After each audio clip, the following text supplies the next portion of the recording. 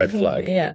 But there's an amount where I feel like it's almost a necessity for a man to have a greater understanding of different women. Yeah. And even just how to be in the bedroom. Well, I was talking about this quite recently, and I always say it's bad for both, but worse for men. And I'll tell you why. Worse for men. I'll tell you why. Because this is what happens when you have a high body count, man or woman.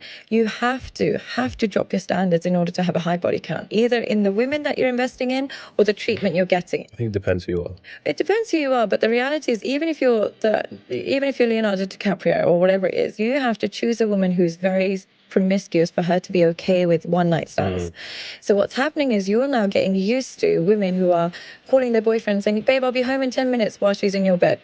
You're getting used to women who are like sleeping with you and then going off to sleep with your friend the next day. You are getting used to women who don't even reply and don't care if you have see them again or not.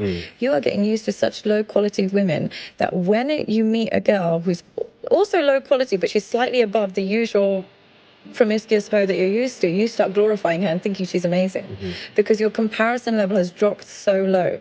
You are so used to that woman that has nude pictures online, or the one that's cheating on her boyfriend to sleep with you, or the one that is just sleeping with you and your friends. You're so used to such a low level of woman, you no longer have the skills and tools required to speak, to communicate, or be with a wholesome, good woman that can maintain a marriage.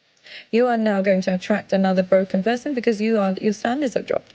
And the other thing that I would say is when you sleep around, there is no way you can sleep around with so many people and not feel some level of shame and guilt, because there's always that girl that you meet and in the morning you're like, "Oh, please go away." There's always that, no matter what. So when you get that level of shame and guilt, the only way to feel better about yourself is to start saying, "Well, it's only sex, it doesn't matter. Oh, it doesn't matter if she was a bit shit, it's only sex."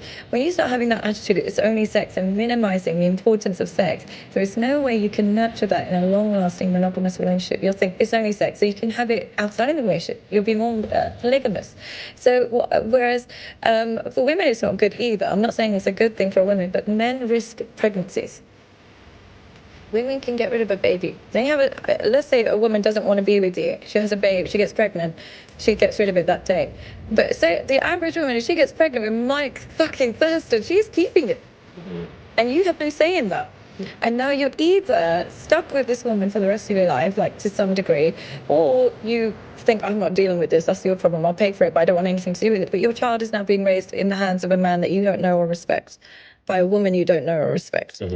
It's a big risk for a man. And all because you want to be more skilled in the bedroom. It's not worth it. It's really